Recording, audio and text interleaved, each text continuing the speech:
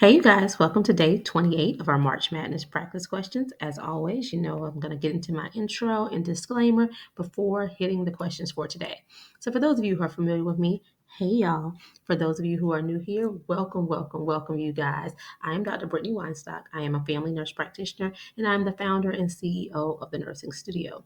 I provide resources, tools, courses, and more to assist nurses as well as nurse practitioners with board success as well as in practice. I have been providing this since 2015, assisting nurses and nurse practitioners internationally with exam success.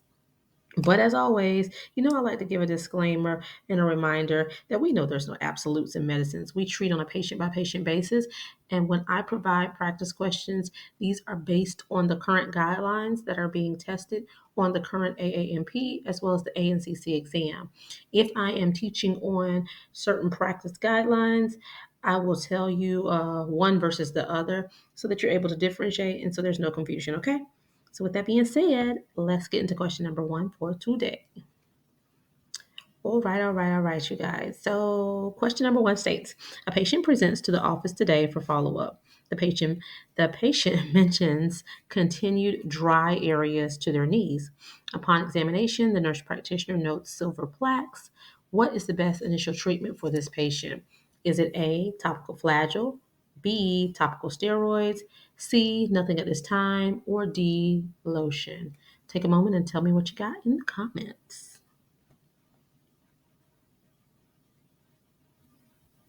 All right, you guys, I always recommend reading the stem of the question first. This allows you to slow down and make sure that you're answering what is even being asked, right?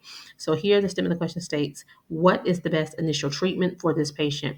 You know my rule. Hey, we're doing assessment, diagnosis, evaluation, treatment. If we are talking treatment, we have to run it back and figure out what the assessment is, what the diagnosis is.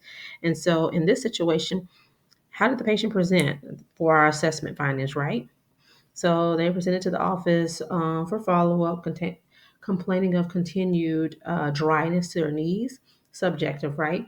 And then as the nurse practitioner did her evaluation, it was noted of silvery plaques. So that is the objective findings, right? But remember those classic key identifiers cannot talk today. Those classic key identifiers you need to be sure of and quickly able to identify. So, with the dryness, with the silvery plaques, we should instantly know that this would be a diagnosis of psoriasis, is what should be coming to mind, right? And so then now we would need to think, how would we treat that initially? And your best answer is B, a topical steroid. If it is severe, there are other options that you can add in, like your methotrexates, etc. But here, for initial finding for these areas, you would want to give them a topical steroid to apply to those specific locations that are noted here. Topical flagyl, that's commonly utilized with certain stages of rosacea. All right, let's get into question number two. All right, number two, the patient presents to the office with complaints of pain to his right great toe. He states that he has continued to take his prescribed allopurinol but continues to have excruciating pain. What acute treatment should the nurse practitioner prescribe? Is it A, Tylenol, B, NSAIDs and colchicine, C, NSAIDs and Tylenol, or D, Augmentin? Take a moment and tell me what you got in the comments. Tell me what you got. Tell me what you got. All right, stem of the question states, what acute treatment should the nurse practitioner prescribe? All right, we're treating again. So, what's the assessment? What's the diagnosis?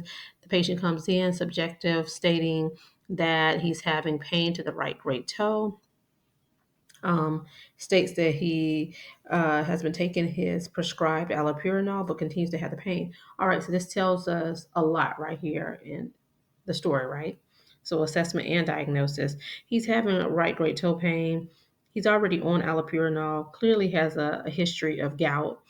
Allopurinol, remembering, you should be thinking all these things when you're going through this. Remembering allopurinol is a prophylactic management for gout. Here is asking for the acute treatment, right? That abortive therapy.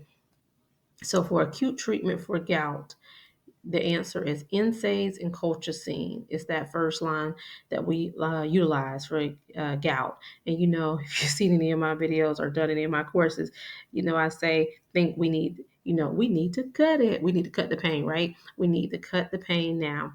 So with acute, we're wanting to cut out this issue right now. And so cut it, colchicine, C for cut it, C for colchicine, and now NSAIDs, N for NSAID, N for now, okay? All right. My craziness with Brittany's brilliance. And lastly, for today, question number 3, a patient presents to the office today for follow up of lower back pain and incontinence. As the nurse practitioner is reviewing the patient's results, there is noted compression to the lumbosacral spine.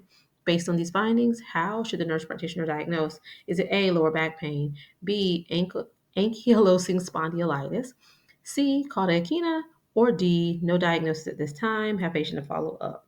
Take a moment and tell me what you got in the comments.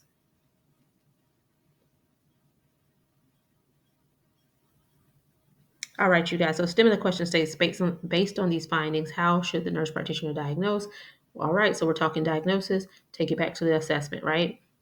So the patient presents and says they've been having lower back pain. This is actually a follow-up appointment based on this lower back pain that the patient has been experiencing and also the incontinence. So the nurse practitioner is reviewing the results and is showing on her scans that she has compression to that lumbosacral spine. So based on these findings, knowing your classic things, all right. So yeah, the patient does have lower back pain, but it's more than that, right? So you can eliminate 8. B, ankylosing spondylitis is associated with lower back pain, but it's more so when we're speaking of that sacroiliac region, right? Now, C, cauda is one of those rare lower back pains, but commonly with associated incontinence, as well as this is secondary to the compression of that lumbosacral spine. And this is an emergent finding. You need to refer them out to prevent paralysis. But I always say when I'm talking about that, cauda equina, and I may be saying that so wrong, Southern girl, but cauda equina, I try to put a little razzle dazzle on it when I say it, but it's rare. It looks like it and sounds like you need to do something quickly, and you do, okay? But remembering with this, the incontinence can lead to paralysis, compression of the lumbosacral spine. Commonly, when we are doing those things, you're trying to differentiate that in the ankylosing spondylitis.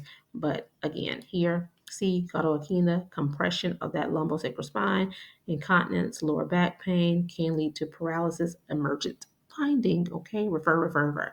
All right, you guys, I hope you found this helpful. As always, be sure to like, comment, subscribe, and share with whomever you may think may find this beneficial as well. But you make sure you meet me back here, all right? And if you need any additional assistance, we're preparing for boards. If you want to any of our review courses, our review book, or if you need more one-on-one assistance to help you from either going from unsuccessful to successful or just simply working on those weaknesses you may have to make them your strengths, right? So just contact us at the Nursing Studio at 803-400-6864 or shoot us an email at thenursingstudio1@gmail.com. I have added links to the top of the channel for ease of access. And also, if you are looking for an upcoming course where it's structured, giving you assignments over a 5-week span so that we're breaking it down into smaller increments, having live practice questions once a week, you should join us with our 5-week intensive review. It starts on Monday, April the 8th, and this Friday, March 29th, is your last day to sign up. So tomorrow will be your last day to sign up. So if you want to join us, let us know at the Nursing Studio. We'll be happy to help you. But all right, y'all. Happy studying. Bye, y'all.